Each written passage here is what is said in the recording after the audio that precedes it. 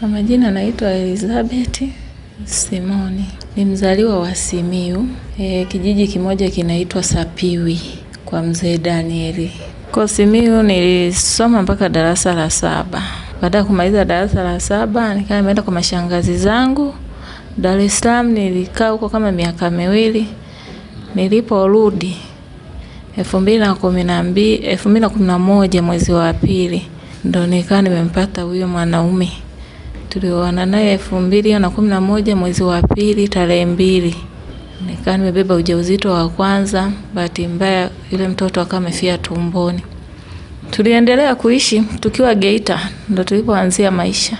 Nimeishia darasa la 7. Kutokana na mazingira yapo nyumbani, kipato hakikuwepo kwa sababu tulikulia mazingira magumu sana. Baada ya mzee kuiacha familia, ina maana mama tu ndo aliyesimama kupambana. Sasa hapo ni masuala ya wazazi, huwezi ukadiscuss sana kwamba waliachana vipi kwa sababu tulikuwa wadogo. Alikuacha katika kipindi gani mzee? Ulikuwa mdogo sana au? Nilikuwa kama na miaka 8 hivi. Kwa hiyo utambuzi ule nilikuwa nao. Kwa hiyo mpaka sasa baba unamjua? Namfahamu, anaenda yuko sehemu za Mwamnange. Yeye yupo Tabora sasa. Tabora huko. Ana yule mwanamke ambaye walienda kuishi huko. Mwingine tofauti na mama. Maisha yalikuwa magumu sana. Kiasi kwamba mimi ndo nikaa nailisha familia, naenda mashineni na pepeta zile pumba za mchele, naleta pale nyumbani. Basi hivyo na mama naye alikuwa anapambana. Maisha yanaenda. Mpaka wadogo zangu waliokuwa wananifuata, kwa wadogo zangu 4 waliokuwa wananifuata. Waliosoma ni yule aliyezaliwa wa 7 na yule wa 8, kwa sababu wa 7 anasomea mambo ya usafirishaji kwa Dar es Salaam. Sasa hivi anaenda kumalizia mwaka wa 4. Mwingine yule wa 8 anasomea mambo ya walimu. Ile ameshamaliza, amejitolea. Na hao manake walikuwa wanasomesha na nani? Ni mama tu? Ni mama kutokana na akili darasani sasa. Kwa sababu yule wa 7 alipofika tu form 6 hiyo, na maana matokeo yalitoka yako juu, akawa amesha kwenda chuo kikuu Dar es Salaam. Kwa hiyo mama alikuwa anapambana hapa na pale wakishirikiana na dada wa pili kuzaliwa, ndo walikuwa na uwezo dada huwa anashona cherehani. Kwa hiyo akimsupport mama, ndogo yetu huyo ndo anaendelea kusoma kwa sababu alikulia na mazingira magumu sana. Shida za pale nyumbani anazifahamu vizuri.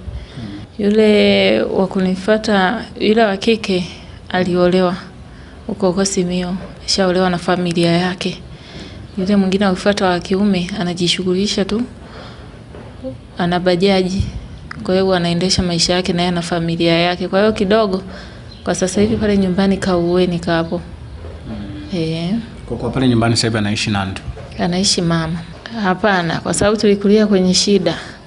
Na mama tulikuwa tukimwangalia sana.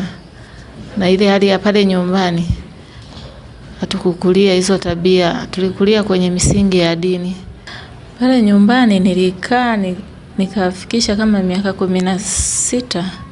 Baadaye nikaa nimebebwa na bibi yangu upande wa baba. Anaishi Bariadi mjini. Ndo nilikoenda kukaa mpaka yule mwanaume nilipompata. Na ulikaa pale kwa kipindi gani mpaka mwanaume ukaingia naye kwenye mahusiano?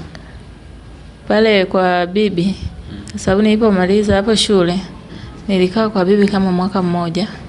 Sikuwa na haraka ya kuolewa. Baadaye shangazi zangu huko Dar es Salaam ndo akawa amenibeba, nikakaa huko kama mwaka, nikarudi. Niliporudi ndo nikampata sele mwanaume. Ulirudi wapi sasa? Kwa bibi. Nimeolewa nikiwa na miaka 18. Kwa nini ulioa ukiwa na umri mdogo hivi au ilikuwa kawaida tu? Mimi niliona kuendelea tu kukaa nyumbani hapo sikuona haina maana sana. Baada ya kumpata yule mwanaume akafuata zile taratibu zote, nikaona tu niolewe. Na huyo alikuwa ni kijana mdogo ama alikuwa na umri mkubwa sana? Amenioa akiwa na miaka 34.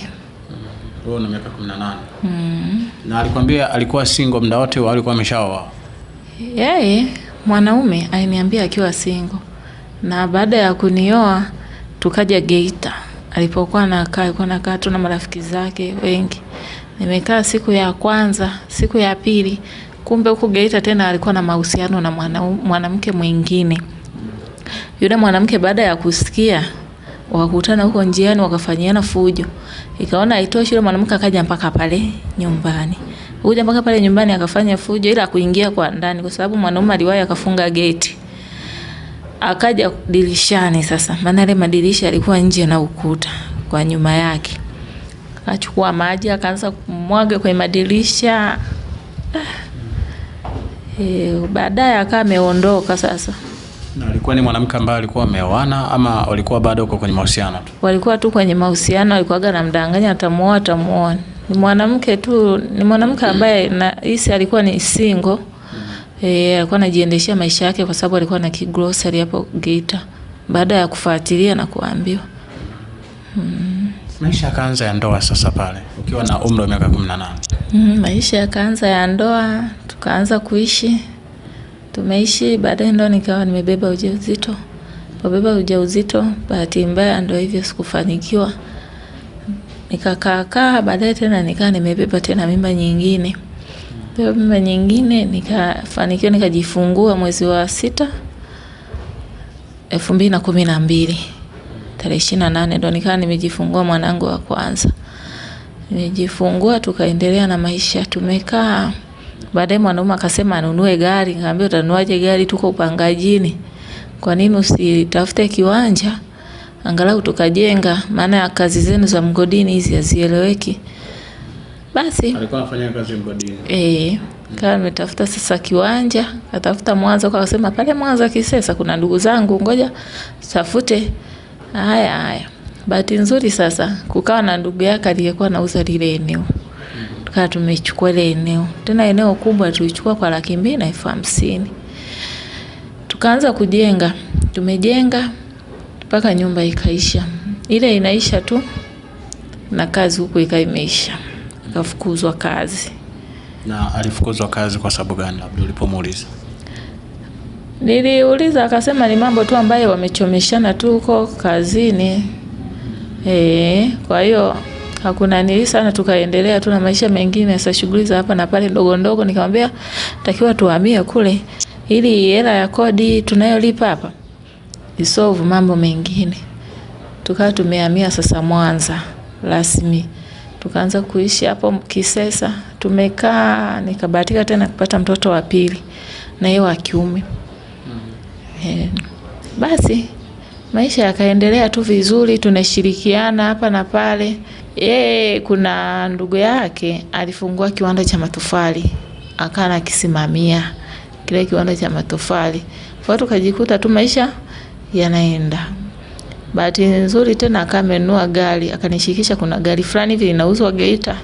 Kuna kaela nimepata kwenye CCF nilichukue gari aina ya Isuzu. Akasema ichukue kwa kuwa yenyewe itakuwa inasomba nini? Tofali. Kwenye pesa zile ambazo alikuwa anaweka kwenye mfuko wake wakati anafanya kazi mgodini. Ndio akataka nunue gari. Ile gari akamechukua ikawa inasomba hapa matofali. Hela tukawa tunapata hivyo maisha yanaenda. Basi imeenda, nikaa nimebeba tena ujauzito wa 3. Nimebeba ujauzito huo wa 3. Nikaa nimejifungua. Hapo sasa ndo shida ilipoanzia. Kutoka kwenye ile kazi aliyokuwa anafanya ya matofali, akawa anasingizia nafuata mizigo vijijini, mara mipunga nafuata vijijini huko watu wamevuna mampunga, nimepewa tenda hivi na hivi. Mimi sasa sijui kitu chochote. Baadaye kuna wifi yangu akawa ameniambia, lakini huyu mume wako hebu uje umfuatilie wifi. Amuza kuna nini? Wewe fuatilia, mimi sitaki kukuambia. Nikapotezea. Nikaendelea na maisha yangu. Baadaye siku moja tuko tu tumekaa tunapiga tu story na majirani. Wakaniambia lakini mume wako anakaaga na kudanganya kwamba anafuata mampunga vijijini, lakini sio hivyo. Niambia kwa ni nini? Kuna dada mmoja ni diwani viti maalum yuko hapa Kisesa. Huyo dada amepanga sehemu fulani, wakawa wamenielekeza. huyo dada ishamfanya ni mke wake. Kasema sasa kama ishamfanya mke wake, sasa alikuja tu akaniambia nataka niongeze mke wa pili. Kwa hiyo ndo hivyo sasa, kama unajua hivyo. Nikatulia, sikuwa na haraka. Nikaanza kufuatilia taratibu. Nimefuatilia mpaka siku moja nikawa nimepigiwa na rafiki yangu saa 8 usiku. Naona mume wako hapa ndo anaingia. Wametoka kulewa ndo anaingia kulala. Nikapiga hesabu. Saa 8 usiku ni usiku sana. Na ile sehemu niliyokuwa nakaa kuvuka pale, mazingira sio rafiki. Ikabidi nivumilie, nikavumilia mpaka ile asubuhi. Nivumilia mpaka asubuhi saa 1 tu. Nikampigia simu. Haongei. Nikajua tu moja kwa moja bado yuko pale kwa yule dada. Nikaenda. Nilipoenda, nikafika nikagonga mlango hafungui. Nikasukuma. Sasa mlango ukakutwa tena huko wazi umeegeshwa. Sasa sijui labda waliamka asubuhi mwanamke labda. Nikaa nimeingia moja kwa moja ndani. Ndani kuingia chumbani. Chumbani nikakutana na tukio moja zito sana. Lile tukio nikakuta tu wako kwenye romantiki. Ilibidi nirudi sebuleni. Sikufanya fujo. Manake uliokuta akifanya mapenzi. Yeah. Sikufanya fujo. Sikufanya kitu chochote, ilibidi tu nisimame pale sebuleni. Baadaye mwanaume akatoka. Alipotoka akaniangalia, hakuongea chochote, akaondoka. Alipotoka mwanamke sasa, naomba sasa mambo yaishi hapa. Usinifanyie fujo. Mimi ni kiongozi. Nikamwambia sasa ni kiongozi. Wewe ni diwani viti maalum. Alafu wewe kwa kazi yako unasimama kutetea wanawake. Kwa nini unafanya vitu kama hivi? Wewe kama mtetezi wa wanawake, jamii unaifundisha nini? Baadaye na mimi nikaondoka, nikaenda nyumbani. Nilifika nyumbani kama nimewasha jiko na katoto kangu kadogo tu mgongoni. Kawasha jiko. Wale wengine nilikuwa nimeshawapeleka shule. Nikasema niwapikie wanangu, maana muda wa kutoka shule umeshakaribia. Nikawapikia na kale katoto kangu tukanywa chai. Baba mtu akamefika, nikamkaribisha, karibu chai, sikumuuliza chochote. Akaingia chumbani. Alipoingia chumbani akabeba nguo zake, kuna mifuko fulani hivi ilikuwa imetoka ya Rambo. Ilikuwa bado ile mifuko ya Rambo. Ameondoka. Baadaye mimi baada ya kumaliza kunywa chai nikasema nikawachukua watoto kisha nipite kwa mama mkwe. Kwa sababu mama mkwe kabisa alishafariki. Alifariki 2017. Nipite kwa mama mkwe mdogo nimuelezee hili swala. Baadaye nilipomaliza shughuli zangu kaenda kupitia watoto wangu, nikaa nimeenda kwa mama mkwe mdogo. Nikaa nimemuelezea akiwepo na baba mkwe. Yaani sasa hapo na wenyewe wakabaki kwenye mshangao. Kumbe issue nzima wanaifahamu, ila wananizuga.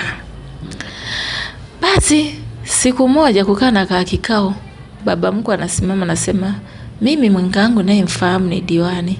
Huyu mwingine mimi simfahamu, ambaye ni mimi na ni mke halali na watoto 3 na mahali nilishatolewa kila kitu. Na ninatambulika kwenye ukoo wao. Basi sikulitilia maanani. Mama mmoja akasema, "Right, ungekuwa na mtoto wa kike." Hata yeye hana mtoto wa kike baba mkwe. Ungekuwa na mtoto wa kike ndo akafanyiwa hivi. Sidhani kama ungeongea unayoyaongea. Kwa baba mkwe wako alikuwa na wanaume tu watu?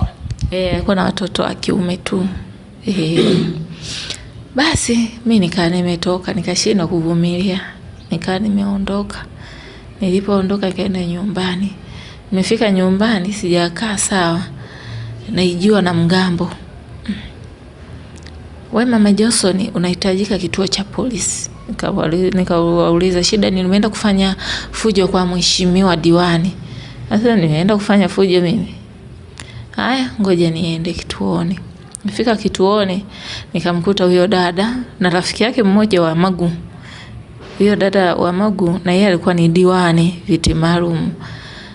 Basi anasema, yani wanani comment mimi kama yani tukio sawa, mme ya bebe. Alafu na tukio nifanywe mimi huyo. Alafu naenda kutishwa tena pale kituoni kwamba comment mimi mwenyewe kuandika kwamba chochote kitakachotokea na maana mimi nahusika. Nikasema itakuwa ngumu, siwezi kuandika hayo maneno. Manake alikuwa anakutuhumu kwamba umeleta vurugu kwake. Vurugu zipi? Ni pale ulipomfumania ama ulirudi tena? Sikurudi. Yeye alikuwa ananituhumu kwamba nimefanya fujo, mara nimevunja meza. Mimi nilichomshauri tu kwamba kama nimevunja meza na mwanaume alikuja, akasema huyu hapo mwanaume ndo atakayefanyaje? Atakayelipa. Amna, aandike maneno akiwa na marafiki zake hapo. Nikasema mimi siwe kesi. Nikasema labda sasa tupande mahakamani kwa sababu tukio wewe ndio uliyenifanyia. Basi mahakamani kwenye sikuletewa nini? Sema si labda kwenda mahakamani. Naona alihofia yale madaraka alionayo kwenda mahakamani atadhalilika. Lakini kwa makamu vipi? Mlikuwa mnaendana labda hata kiumri kwa kumtazama huyo diwani wa viti maalum?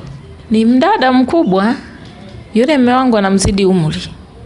Na ana mtoto mkubwa tena binti wa kuolewa. Yaani ni mama, akifika hapa ni mama. Anamzidi mpaka mume wako. Huyo dada ni kama na miaka 40 sasa hivi. Basi sikuona sasa na niliote ile ya kupelekwa mahakamani. Nikaendelea kukaa hapo nyumbani. Mwanaume ndo akawa amehama hivyo. Nikaanza kuendesha maisha yangu mimi kama mimi. Nikasema Mungu wangu, hao watoto nafanyaje? Nzuri kulikuwa na unga ndani kana koroga uji. Siku moja akili kanituma tu niende kulikuwa na kabati yake ya nguo niangalie. Kwa sababu alikuwa na tabia ya kuweka viera. Kuangalia mimi nikakuta shilingi 10,000. Nilipokuta shilingi 10,000 nikasema 10,000 nikaombe site. Nikaenda kuomba site. Nilipoomba site nikaambiwa na yule kaka alikuwa ni Msabato, tengeneza tu hapo kibanda cha matunda unauza. Nilianzia shilingi 10,000. 10,000 siku hiyo nikauza 20,000. Yaani 10,000 kaza 10,000. 20,000 hiyo kesho yake nikaamka nayo nikaenda kuemea mzigo Kirumba. Nikaja nikaweka hapo matunda. Nikauza. Hatimaye kamtaji kakakua. Sasa kulikuwa na chumba ambacho kilikuwa kitumiki pale nyumbani. Ikabidi nikatengeneze ka frame sasa. Tengeneza frame nikasema hapa nitafute kwanza mdada wa kazi nikaona jipanga kaera kamtaji kujaza vitu. Nikatafuta mama ambaye na yeye maisha yalikuwa yamempiga, nikamwambia njoo tuishi hapa nyumbani mimi nitakuwa nakulipa hela yako kila mwisho wa mwezi. Basi na mlielewana shilingi ngapi mshahara? Shilingi 30,000. Hicho mtaji umekuwa na uwezo wa kumlipa mshahara kabisa wa mwezi? Nilikuwa nauza matunda kwa siku, nilikuwa nafunga hesabu ya shilingi 60,000, 70. Nikaona kutunza hata shilingi 2,200 au 1,100, ina maana mwisho wa mwezi hela yake najikuta ipo. Na watoto walikuwa nakula vizuri tu na maisha yanaenda. Basi baada ya mwanaume kuona siteteleki, sibabaiki, nimesimama sasa. Watoto, yani nilichokuwa naangalia sana watoto. Watoto wanaenda shule na walipia ada hizi chekechea za mtaani. Wanarudi nyumbani, mwanaume akaanza fujo, anakuwa anakuja anaponda mawe pale nyumbani. Anasema mwanamke mpaka nje nikuue, huna kwenu ondoka. Visanga vikaanza kuwa vingi sasa. Kwani hiyo nyumba mlikuwa mmejenga ilikuwa na ukubwa gani? Ilikuwa nyumba kubwa sana yenye thamani kubwa labda? Ile nyumba ilikuwa na gharimu kama milioni 20 hivi. Kwa sababu nyumba ilikuwa ni kubwa, ina sebule, dining, sehemu ya kuwekea labda mandoo, jiko, choo cha ndani cha familia. Vyumba vilikuwa ni 4. Ilikuwa ni nyumba kubwa. Okay. Basi mwanaume asakana kuja kufanya fujo. Mimi nikimaliza kazi zangu kwenye matunda huko narudi nyumbani. Basi kuna dada mmoja akaja sasa kugombea ubunge. Kuna rafiki yangu mmoja kama ameniunganisha. Akanagombea jimbo moja wanapaita, kuna jimbo moja wanaita kwa mbunge aliyefariki Ndasa. Ndio huko sasa tunaenda huko, tukienda tukirudi na hela yangu mfukoni. Tukienda tukirudi ile hela nikipewa napitia vitu duka la jumla naenda kuweka nyumbani. Ni kwamba huko ulikuwa unafanya kazi gani? Ni kama campaign manager, ulikuwa unamsaidia kwenye kampeni ama kwenye masuala ya siasa ulikuwa unafanya nini? Nilikuwa namsaidia kama campaign manager. Kwa sababu alihitaji company. Kwa hiyo tukawa kama wanawake 3, maana na yeye alikuwa ni mwanamke. Basi kwa tunaenda tunarudi napata hela yangu hapo, nachukua vitu. Tulipomaliza kampeni hakufanikiwa kupita. Tulipomaliza zile kampeni nikafungua duka. Nimefungua duka, maisha yakaanza tena yakaendelea. Mwanaume sasa visa vikazidi. Akikuta umefungua hivi, anachukua tamaa, anaanza kuponda ndani ya duka. Umalaya tu, yani ni yale maneno ambayo ya kumfedhesha mtu. Basi ina maana kiburi yakuwa napewa na nani? Na yule mwanamke na mama mkwe, kwa sababu ya mama mkwe mdogo na yeye ni diwani viti maalum, ni marafiki sana na huyo dada. Sasa na kipindi hicho ambacho alikuwa anaishi kwa huyo diwani, alikuwa anafanya kazi gani mmeo? Au alikuwa bado na hiyo gari? Alikuwa bado na hiyo gari. Baadaye gari kaje kaharibika alipotoka tu kwangu. Gari kaharibika, gari akamepaki, akawa tu yani haeleweki. Akawa haeleweki na maisha akachange. Mpaka wifi zangu akawa ananiambia, kwa nini asirudi tu nyumbani? Yani ameshakuwa mpaka anakuwa na mitaloni. Ambia kwani mimi nimeshamkataza. Yeye kama anakuja aje tu, hapa ni kwake. Sikuona mtu kufanyaje kuja. Pombe alikuwa anakunywa sana. Afu na yule mwanamke walikuwa anakunywa sana. Hatimaye sasa siku hiyo ilikuwa ni Jumamosi. Siku ilikuwa ni Ijumaa. Akaja mtu akaniambia, una habari? Yule mwanamke amekopa hela kwenye vikoba, anaenda kumtoa mahali. Yani zile hela amempa mwanaume amtolee mahali aonekane kwamba ameolewa. Kesho yake siku ilikuwa Jumamosi, mimi nikaamka nikajiandaa zangu, nikaandaa na watoto, nimeondoka nikaenda kanisani. Mahali huko wakaenda wakatoa, wakafanya na sherehe hapo kwa mama mkwe mdogo hapo. Sherehe ndio ilipofanyikia. Mpaka watu wakanishangaa. Wewe mbona wewe ni jasiri hivyo? Nikasema ni kawaida tu hivyo kwenye maisha, wala hata sitaki kuvisikia. Basi sherehe ikafanyika hapo. Na wewe uko hata na kadi? Sikualikwa mimi na wala sikushirikishwa chochote. Ile ilikuwa ni ile ya kutoa mahali. Ndoa ilikuwa bado sasa hapo. Sisi tulifunga tu ndoa ile ya kimila. Tulifunga tu ndoa ya kimila basi. Kwa maana alitaka sasa ajimilikishe kabisa. Yeye mwanamke vipi? Alikuwa na vitisho? Mwanamke alikuwa na vitisho, alikuwa anasema nitahakikisha unatoka kwenye hiyo nyumba, kwa sababu mambo yalikuwa mengi, mpaka maushirikina wakana kuja pale nyumbani kunifanyia maushirikina. Kulikuwa hamna geti. Na ukichungulia hata usiku hivi unakuta wanachimba madawa, wanafanya mambo yao ya kichawi. Baada ya kutolewa mahali mwanamke, wakaendelea kuishi. Wakataka kufunga ndoa ya kimya kimya Bomani, ambayo wilaya ilikuwa ni Magu. Nikapigiwa na mtu simu Magu kufahamiana na watu. Nikaenda mpaka pale kwa mkuu wa wilaya. Mkuu wa wilaya akasema, baada ya kuongea naye, mkuu wa wilaya akasema labda wako kwenye maandalizi, lakini bado hapa hawajaleta. Kama wataleta tutashirikiana. Basi nikawa nimeondoka. Nilipoondoka, visa sasa pale nyumbani tena vikaendelea zaidi sasa. Vitisho vikawa vingi, mpaka nikawa naundiwa na magrupu ili kwamba mimi nife tu nitoke kwenye ile nyumba. Mpaka wale watoto ikafikia stage wakaniambia, baba kwa nini unamfanyia hivyo mama? Mwache mama. Basi visa mwanaume anaweza akaja tu, simu yangu inakuta iko wazi, anaingia mle ndani, anachukua hata mabegi yangu anayatupa nje. Uondoke, huna kwenu. Ushangania kwenye hii nyumba. Hii nyumba ni ya kwako. Sasa mbona nyumba hii tumejenga wote na hizi mali tumezitafuta tukiwa wote? Fanyia visa vingi. Wewe mpaka nije nikuue wewe. Toka hapa. Nikaona mimi siwe kesi, kwa sababu ilifikia stage nikawa na matatizo kwenye moyo. Nikachukua maamuzi. Masuala ya kishirikina menyewe yalikuwa yanaendelea kama kawaida.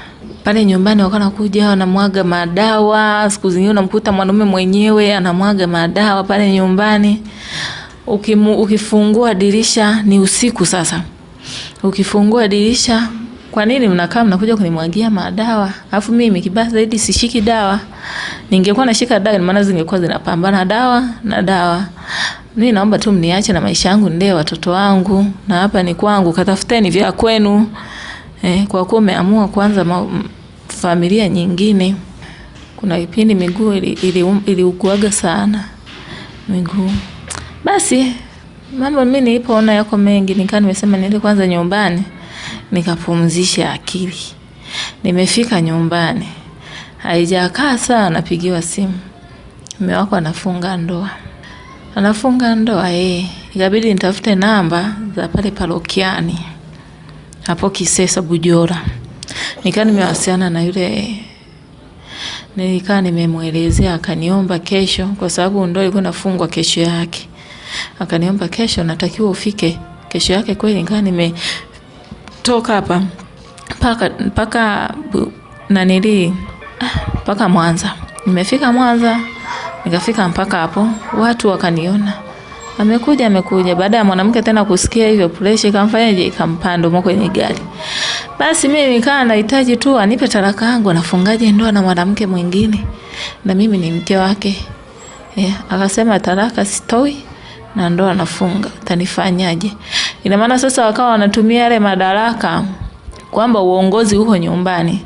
Mke wake ni diwani viti maalum, mama yake ni diwani viti maalum. Na hiyo ilikuwa mwaka gani? Ndoa imefungwa mwaka jana mwezi wa 9. Ndoa ilifungwa mwaka jana mwezi wa 9 tarehe 3. Akasema ndoa nafunga na talaka story. Na kweli sikufanikiwa chochote kile. Ndoa kweli ilifungwa. Na sherehe zikaendelea pale. Mimi tena nikawa nimeondoka. Kesho yake nikaamkia kwenye ofisi, wanapaita ofisi ya kata. Nikaenda hapo. Nilipofika pale sikupata msaada wowote. Maana nilipoelezea wakasema si wananifahamu pale. Hapana, mheshimiwa atatufikiriaje? Sisi yule ni bosi wetu. Nikamwambia hivi, kwa hiyo mnashindwa kunisaidia kisa yule ni bosi wenu nyie. Ina maana madaraka yake anayatumia kunyanyasa watu. Nyie kama mnanipa hati, naombeni mfanyeje? Mnipe mimi hati niende mahakamani. Hatuwezi, la sivyo utoe hela. Nikaanza tena kuomba rushwa. Sasa na mimi sikukutwa na mazingira yale ya hela. Na walikuwa naomba shilingi ngapi? Wale walikuwa naomba kama 50,000. Wakanaomba kama 50,000. Kwa hiyo sikufanikiwa kitu chochote. Nikaa nimeondoka. Nikaa nimerudi sasa huku tena kuendelea na maisha yangu mengine. Lakini huwa kila nikikaa nikifikiria nyumba yangu, walipofunga ndoa walienda kukaa kwenye hiyo nyumba yangu. Na mle ndani niliacha kila kitu changu. Nilibeba tu nguo na mpaka kuna nguo zingine baadhi zipo. Hata nilipojaribu naombeni sasa mnipe vitu vyangu, ni mwanaume alisema sina vitu vya kukupa. Na maana sikubeba kitu chochote kile. Umemkuta mwanaume akiwa kwenye hali gani ya maisha? Alikuwa hana vitu vingi au alikuwa na vitu gani umemkuta navyo? Vitu tulivyoanza navyo maisha nilivyomkuta navyo, nilimkuta tu na kochi tu zile za kawaida. Na hizo kochi pale tunahama Geita tulimwachia mdogo wake. Maana pale Geita nilibeba tu TV na vitu vingine vidogo vingine akamemwachia mdogo wake, na yeye alikuwa anaanza maisha.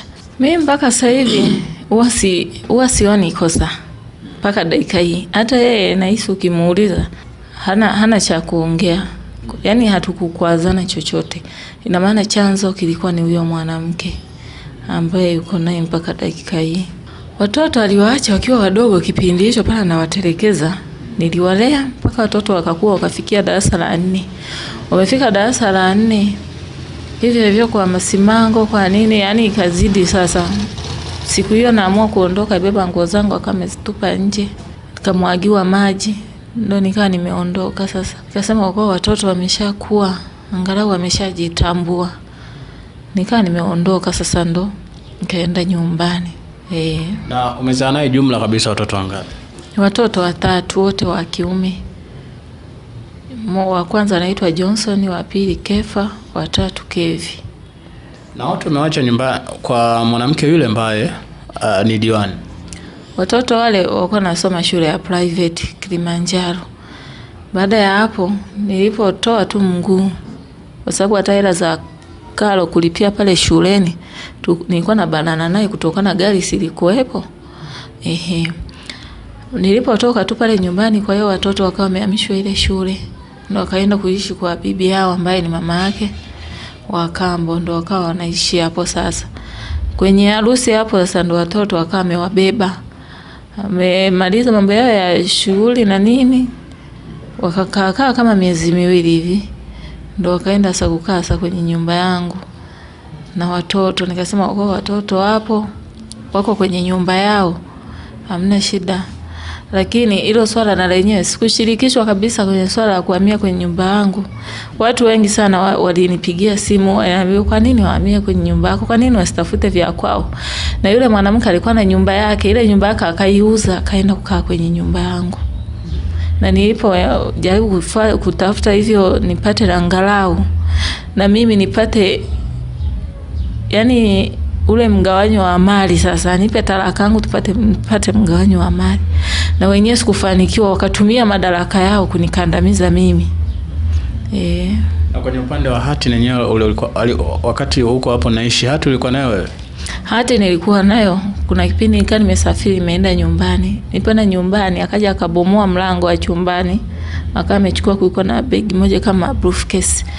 Ndio kulikuwa na hati humo. Nikaa nimetoa taarifa mpaka kwenye baraza la ardhi. Na hiyo hati ilikuwa imeandikwa miliki halali ni nani, au na jina lako lilikuwepo? Ile hati ilikuwa imeandikwa yule kijana wangu mkubwa Johnson. Ilikuwa imeandikwa jina la hati. Na vile pale nyumbani nilipokuwa tunaishi, ile nyumba ilikuwa imeandikwa jina la mtoto wangu. Na kulikuwa na viwanja 3 pembeni yake. Kwa hiyo jumla kulikuwa na viwanja 4. Vile viwanja vingine vilikuwa vimeandikwa wale watoto wale wengine. Kimoja ndio kilikuwa kimeandikwa jina langu. Kilichoandikwa jina lako kwa nini sasa usikifuatilie, na hati yake na yenyewe alichukua yeye mwenyewe? Zote zilikuwemo kwenye hiyo briefcase, zote alibeba. Na akaniambia hapa huna chako. Baba yake akameingilia akasema, "Hii nyumba ni ya kwangu. Hapa hauna nyumba yako wewe. Mimi sasa naambiwa hiyo nyumba ni ya kwangu, niliwapaga tu kukaa." Akasema, "Ulitupa kukaa wakati kiwanja tumekinunua sisi wenyewe. Kujenga tumejenga sisi wenyewe. Badala ya kunisaidia unasema kwamba nyumba ya kwako." Paka mama mkwe mdogo huyo ambaye ni mke wake akasema, "Toka lini wewe ulijenga?" Ambapo yeye mwenyewe baba mkwe huyo anaishi kwenye nyumba ya urithi ya baba yake. "Ulijenga lini? Tungekuwa tumejenga hiyo nyumba, tungetoka hapa tukaenda kukaa huko. Maana sasa hivi ndo tunajenga sehemu za igudija huko." Kwa hiyo tena baba mkwe akameliingilia ili kunikandamiza mimi yule mwanamke aendelee kukaa pale. Nikasema sawa, kwa kuwa wenyewe wana madaraka, mama mkwe ni diwani, mkamwana ni diwani, mimi sina chochote, sina lolote. Kwa hiyo wakawa wanatumia madaraka yao kunikandamiza mimi mpaka leo. Na kwa sasa hivi umesema na kipindi gani toka wachane naye? Na huwa nakupigia na hata kukusalimia? Hapana, huwa hanipigi. Huwa najaribu kumpigia angalau niongee na watoto. Simu zangu waga apokei, mpaka huwa natumia simu za majirani, napigia majirani simu tunapata kuongea na watoto. Ni 3 wote wa kiume. Ni mtoto wa kakaangu. Hujabahatika kuzaa tena sasa hivi? Na maisha yangu tu ninayoendesha sasa hivi ndo nauza kibanda huko cha matunda. Ndo kinachoniwezesha kulipa kodi, kujiendesha maisha, matunda natengeneza na sabuni zile za maji. Hivyo maisha yanaenda. Na baada ya kufika hapa Katoro ulifika katika hali gani? Yaani ulifikia wapi na ulianzaje mpaka kusimama mpaka kwenye hatua uliyopo? Nilifikia kwa mtoto wa shangazi yangu. Yaani kwa dada yangu. Nilifikia hapo ndo nikaanza sasa maisha. Mpaka leo ndo naendelea hivyo. Na mtaji ulipata wapi? Mtaji aliniboost mtoto wa shangazi yangu. Nilianza na mtaji wa 20,000. Nikaanza kutengeneza sabuni. Kwenye kutengeneza sabuni ndo nika nimetoka na mtaji tena wa matunda. Sasa hivi nina mtaji kama 50,000. Ila kwenye sabuni kwenyewe na yenyewe nina mtaji wa 40,000. Na kwenye sabuni maana yake huwa unatembeza? Huwa unatembeza sabuni au ni pale kwenye matunda? Sabuni huwa natengeneza na kuaga na order ya watu. Natengeneza na wapelekea. Wakimaliza wananipigia simu na watengenezea na wapelekea. Na kwenye upande wa ofisi, una ofisi sasa hivi? Kwamba Sasa hivi una ofisi yako, sasa umeshatengeneza ofisi? Ofisi nilitengeneza kibanda hicho cha matunda. Ndio nilicho nacho. Kwa sababu bado mazingira hayajaniruhusu kuchukua frame. Sitoweza kukizi huku nyumba ulipie, kula na mambo mengine. Vitu viwili kuvilipia nakuwa ni ngumu. Mpaka sasa hivi unamfuatilia mmeo na hali gani kwenye maisha? Maana ukisema alianza kubadilika ukiwa huko anakunywa pombe, anaishi maisha ambayo ulikuwa unayashuhudia. Sasa hivi maisha yake yakoje na huyo mwanamke wake? Mimi pale naishi naye kwa sababu mwanamume alikuwa amefikia hatua mbaya sana ya pombe. Kiasi kwamba alikuwa akinywa, akiamka hata usingizini anazikojolea nguo. Alikuwa amefikia hatua mbaya. Sasa hivi nilikuja kuulizia kwamba anaendeleaje, maisha yao ni yale yale tu, kwa sababu mwanamke mwenyewe anaenda kulewa. Ndio maana wanaenda na mwanaume, wanaenda kulewa. Wanarudi usiku wa manane pale nyumbani. Kwa unajikuta pale nyumbani kuna watoto tu. Yaani anaishi kwao ila akabebeshwa mimba. Akawa amezaa pale nyumbani. Ana binti mmoja mkubwa tu. Ni binti yake. Alafu huyo mume wangu amezaa naye watoto 2 wa kike. Ndani ya mwaka jana tu na mwaka huu au walianza zamani mahusiano? Kwenye mahusiano pale. Na maana mahusiano walianza muda mrefu bila mimi kutambua. Nilipokuja kutambua ndo ile natambua nikakuta yuko ukingoni kujifungua mtoto wa kwanza. Akawa amejifungua. Baadaye tena akawa amebeba mimba, alijifungua yani double. Vinaona vile vitoto vinaachana kama ni mwaka. Na maisha watoto wako yakoje sasa huko? Maana yake wanaishi kwa mama Kamba ambaye pengine hata ulitoka pale alikurushia maneno makali. Vipi maisha ya watoto wanaishije huko? Nilienda kimya kimya nikaa nimefikia kwa jirani yangu kufuatilia wale watoto. Watoto nilipowaita walinikumbatia tu kuwa nalia. Mpaka majirani wakasema watoto asubuhi ni kuloa maji. Alafu watoto ni wadogo. Sawa wanafundishwa kazi. Lakini kupigwa, mtoto anaweza kapigwa. Kuna siku hapa watoto wamepigwa mpaka tulitoka. Tukaenda kuachanisha. Yaani watoto wanapigwa kama punda. Yaani akifika baba mtu anachochoa maneno anainuka kupiga. Mama mtu akifika ni kupiga mtoto. Kwa kweli hicho kitu kinaniumiza sana. Hapo unahisi kuna imani zozote za kishirikina zilitumika mmeo kumtega mpaka akaingia huko? Manake ni akili zake kweli mpaka kusahau familia yake? Sio akili yake, kwa mimi ninavyomfahamu. Ni mambo tu ya kishirikina ambayo yaliyotumika mpaka hapo kufikia. Sharugo kwa sababu historia tu ya familia ya yule dada ni historia ya kishirikina sana. Wanatumia sana dawa sana. Mwanaume akibadilika kama unaishi naye utamjua tu. Akishabadilika unamfahamu kirahisi sana. Haichukui hata dakika ngapi unamfahamu. Mume wako alikuwa ni mwanaume mwenye nyota ya kupata hela sana. Hela alikuwa anapata sana. Tena tulikuwa tukihangaika, hela alikuwa anapata sana. Hela ndani alikuwa haishiwi, akienda hivi anaenda kufanikiwa vizuri. Lakini nilipoondoka ndio hivyo akawa ameuza hiyo gari. Kuna shamba lingine tulinunua tukiwa naye la miti. Na lenyewe akawa ameliuza. Mpaka alishagombana mpaka na ndugu zake ambao wametoka nao tumbo moja. Kwa sababu sasa ya tamaa ile ya pesa ya kuforce sasa pale kwao na mama yake.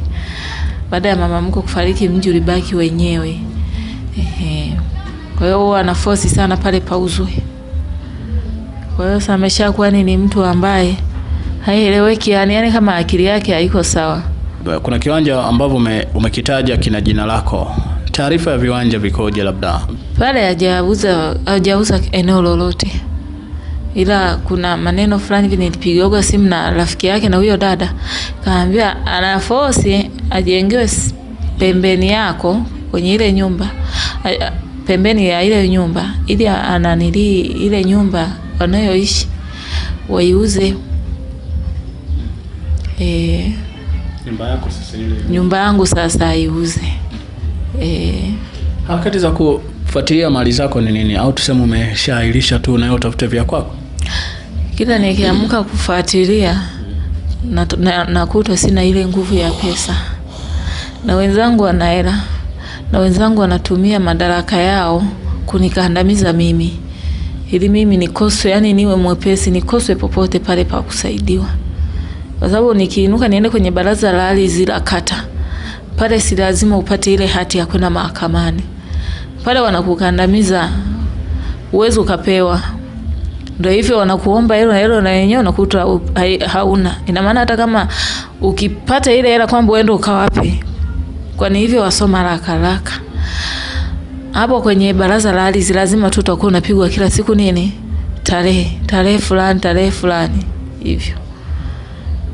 Manake una nia kabisa kuzipata mali zako? Nina nia ya kupata mali zangu. Tena nina nia kubwa sana. Nakuwa nashindwa, yani nakutwa sina support, sina mtu wa kunisaidia. Nyumbani kwetu ndio hivyo, hawana uwezo wote. Na pengine pale unahitaji na watoto pia, endapo ukipata mali zako na wachukua, ama mtagawana pia na watoto? Yani natamani sana nikae na watoto wangu. Natamani.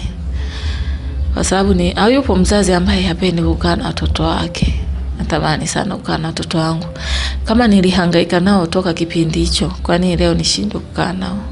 Natamani sana kukaa na watoto wangu.